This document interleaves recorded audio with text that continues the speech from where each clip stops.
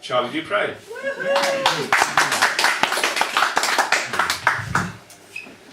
Thank you very much, Patrick. Thanks for getting me down. Right, I'm going to do two reasonably long pieces this evening, one now and one in the second half. To explain what they're about, I'm currently in the process of putting together a show for the Edinburgh Festival, in which I intend to perform rap versions of classical texts. It's still very much a work in progress. I haven't anything like finished it yet, but I'd like to test run these two this evening. So this first one, well, it'll become clear what play it's about, but I believe Patrick has already mentioned its original author. He was a smart kid.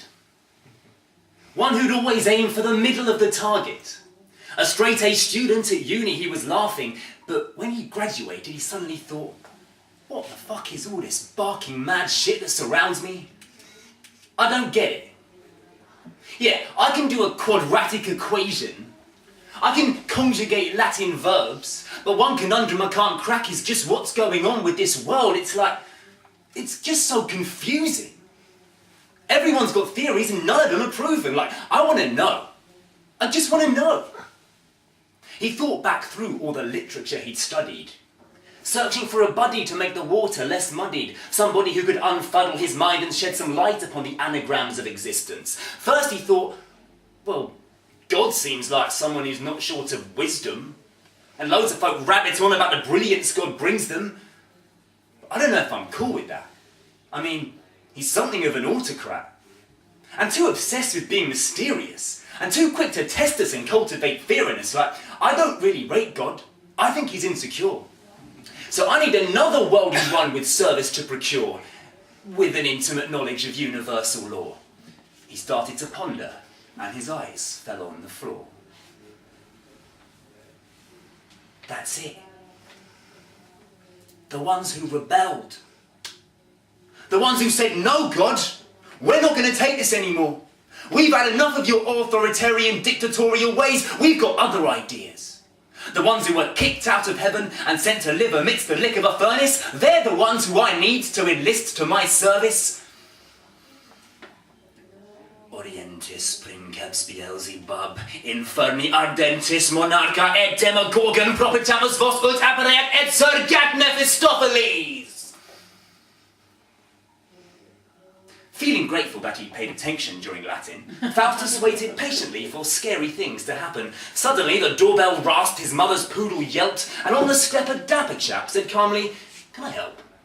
I'd like to talk some business, won't you come through to the living room? You see, my friend, the thing is that I'm filled with all this inner gloom, because in terms of what we know us humans are such silly fools, please give me all the wisdom that exists, or I'll be miserable. Basically, I've realised that the Bible's full of gash. So I thought I'd give you a shout. I know this might seem rash, but I thought you demon chaps might have some good philosophies. A fresh approach to all this. Sorry, what was Mephistopheles? Okay, Meph, well, here's the deal. I need you for a servant. Your duties will include the task of showing me the surface of the stratosphere, the workings of this botched up crook of nonsense. Am I clear? You'll be my butler while I hunt for truth amidst the atmosphere.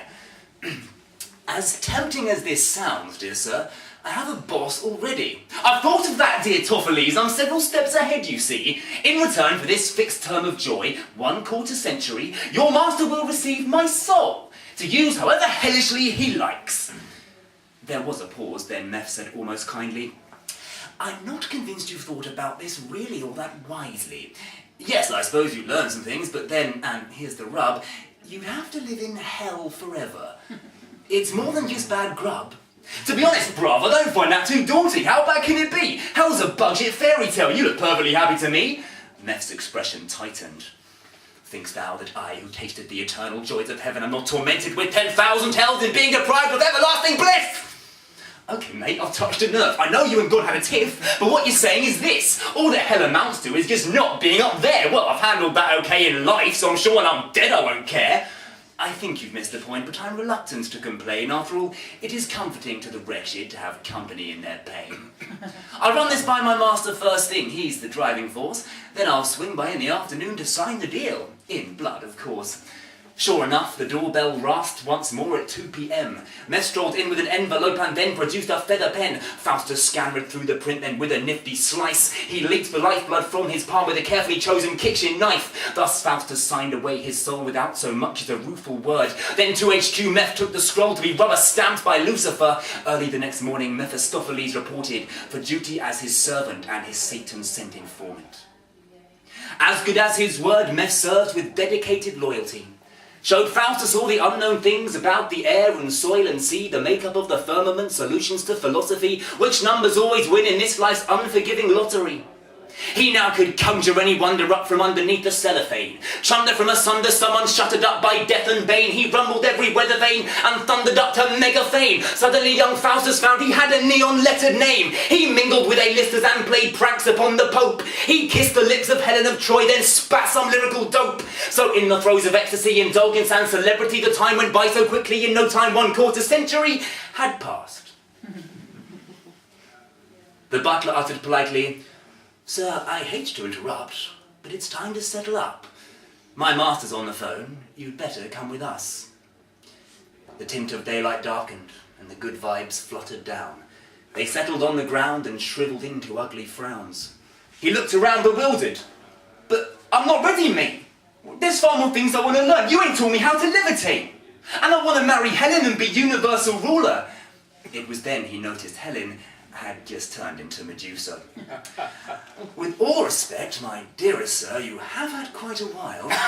I'm sorry you feel you could have done more, but life is in essence unsatisfying. I did warn you that I thought your terms were verging on the foolish, so don't blame us if now you feel a teensy wee bit stupid." Stupid? I was driven by my intelligence, my curiosity, my desire to know, experience, and get the most out of shitty little existence. I just wanted to understand stuff. You humans never learn. You're simply not supposed to understand stuff, as you say. You should just accept confusion and not try to break away. It's nature's way. If you want peace and happiness, content with being clueless. Just like other animals, no other species do this. You poor deluded humans think the truth will make you glad, but trust me, sir, the truth will only ever make you sad. It's time to say your goodbyes. Your life on Earth is done. Prepare to enter hell, where we can really start the fun. What, you think I'm scared of some fairy tale bullshit? What, like there's going to be some big fiery furnace? Yeah, right, mate. All I had to do to get you guys here was say some stuff in Latin. How bad can it be? Worse than you could possibly imagine. And here's the really awful thing, my disembodied friend. The ghastliness that you'll go through will never, ever end. See, unlike life, the state of death continues to infinity. So perhaps there might just come a time when you'll think, oh, that was a bit silly of me. Thus began his never-ending sentence of sheer torture. He rued the day he had been quite so hasty to know more than was his due. One lesson in particular to Faustus had rung true, that in order to avoid a perpetuity of suffering, we should just accept that what we really know is nothing. Thank you very much.